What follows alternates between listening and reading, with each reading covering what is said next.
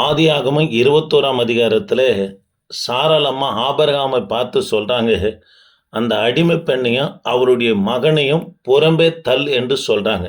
தேவ பிள்ளைகளே, ஆதியாகமம் 21ஆம் அதிகாரம் 12ஆம் வசனத்தில் ஆகாரை விரட்டி அடிக்கிறத பார்க்குறோம். காரணம், தேவ பிள்ளைகளே, ஈசாக்கு பிறக்கும்போது இஸ்மவேலுக்கு 14 வயது இருந்தது. 16 வயது இஸ்மவேலுக்கு வரும்போது ஈசாக்குக்கு 2 வயதானது. இஸ்மவேல் எப்பொழுதும் ஈசாக்கினிடத்தில் தன்னுடைய தம்பிதானன்னு சொல்லி அன்பாக தான் இருந்தார்.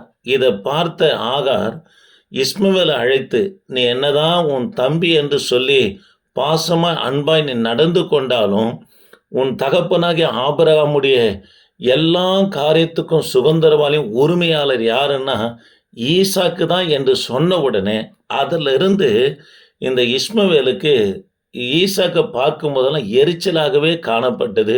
சில தொந்தரவுகள் என்ன பண்ண ஈசாக்கு கொடுத்துக்கினே இருந்தது. இதை சாராளமாக பார்த்த போது தான் ஆபிரகாம் அழைத்து சொல்கிறாங்க, அடிமை பெண்ணையும் இஸ்மவேலையும் துரத்தி விடு என்று சொல்லி சாராளம்மா ஆபிரகாம் இடத்துல சொன்ன உடனே இது ஆபிரகாமுக்கு துக்கமாய் காணப்பட்டது.